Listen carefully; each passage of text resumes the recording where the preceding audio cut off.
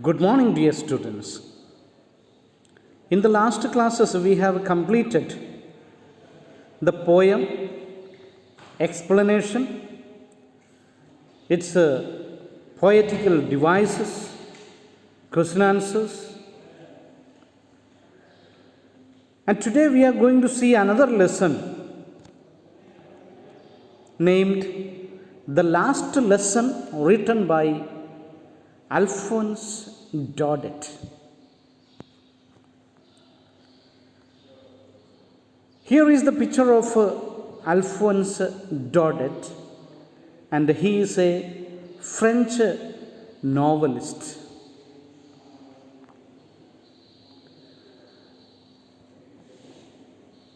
Actually, this story is being narrated by a small boy, a French boy named Franz. A general nature of students could be found here with our Franz.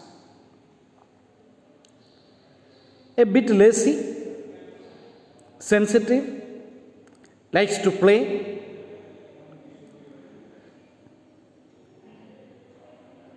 He does not like to study French. You know that once you don't have liking towards a particular subject, you don't like that teacher. Just opposite also it could be. If you don't like a teacher, then you don't like that subject. Here the teacher is M. Hamel. He is the teacher who teaches French subject, which was compulsory till then.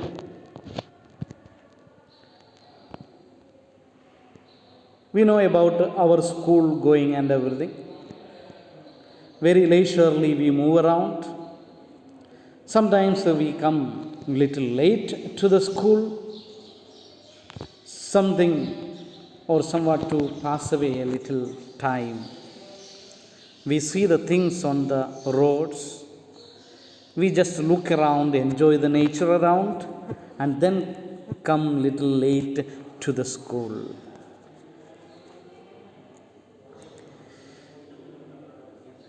You see, there was a problem at that time with France and Germany. A war was there. In that, Germany overtook two provinces of two districts of France, namely Alsace and Lorraine. As they took control of these places, they made an order that German should be the language to be taught there in the schools, not the French that had been taught earlier. You can just see Alsace and Lorraine. It was joined with Germany in 1871 after the Franco-German War.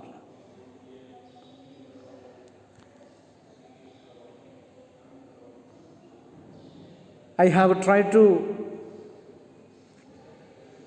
put a picture of the battlefield there. Now let us come to the lesson. We have already seen that there was an order that the French should be stopped and German should be taught. So, the French teacher Hamel is having the last day He has been teaching there for 40 years.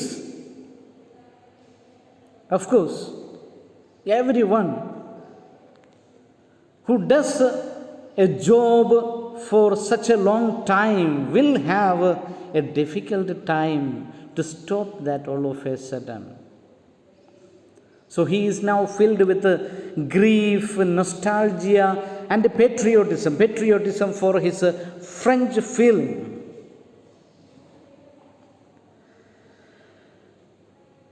He used to work very hard, and every parent liked him. And therefore, that day, during his last lesson, even some of the village parents used to come and attend the class.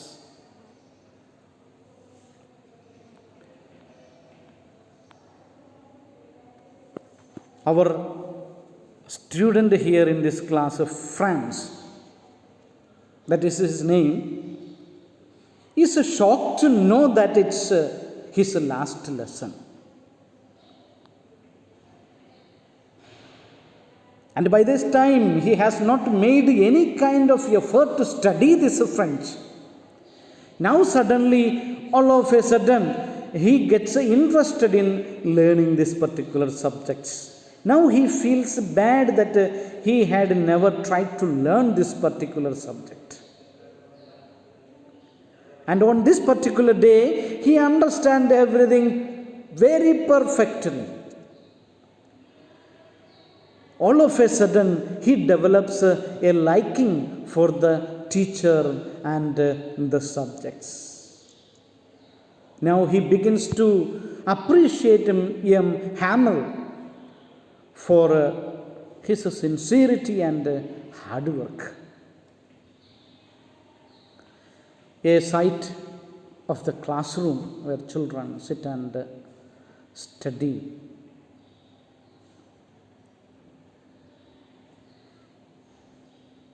France feels sad at departing from him and is ashamed for not being able to recite the lesson of participles. Hamel tells them that they all are at fault for not being eager enough to learn, putting it off to the next day. That is one of our characteristics. Though we have enough time, we say that, oh, not today, tomorrow we will learn this. We keep it again the next day, the next day, the next day, and the day for studying never comes.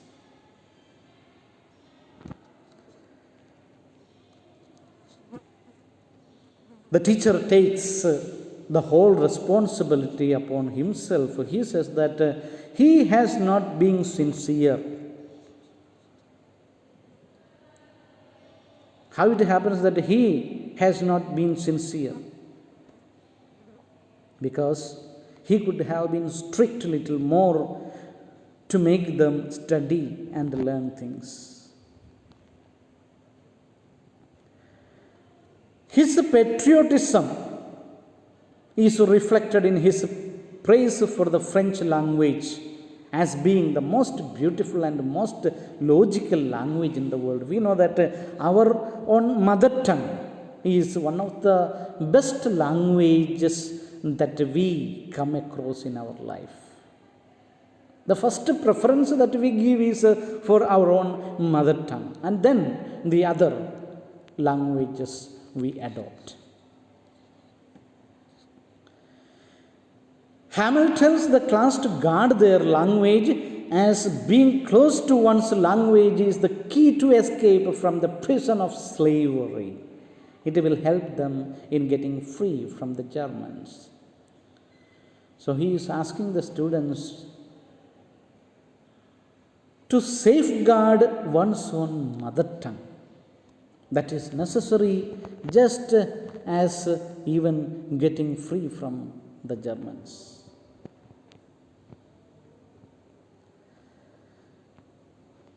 They realize the importance of learning their mother tongue and that they have been defeated by the Germans because of their illiteracy. The recent war that has taken place, The war between France and Germany, the Germans could defeat them because the French were illiterate. And he says that illiteracy is the cause of their defeat. France feels that it is not possible to take away one's language from a person, as it is natural to each being. May it be the coup to the Pigeons or French to the Frenchmen. It's my natural right to learn my mother tongue. No one can take that away from me. It is my right. It is my right, just as the cooing nature is for pigeons. The pigeons make the sound coo. That cannot be taken away from them. They will keep on doing that. The same way, learning my mother tongue is my right, and I will keep on doing that. I will keep on studying that. I have my right to learn my mother tongue.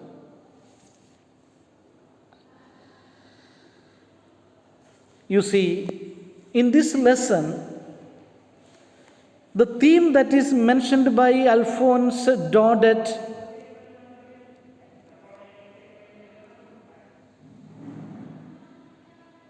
is based on love for one's own mother tongue, freedom of language, and patriotism.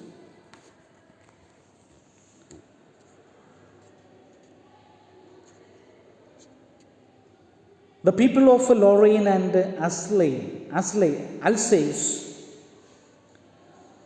were forbidden to learn their language. So this story ends with a sad mood, a disappointing atmosphere it ends with.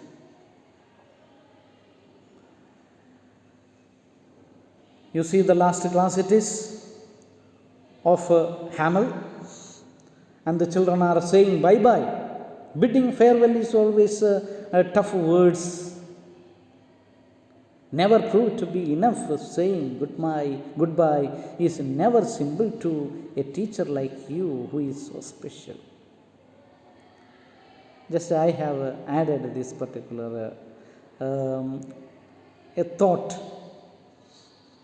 as our Hamel is now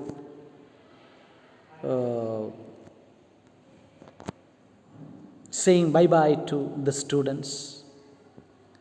I have added a few more pictures of the classrooms.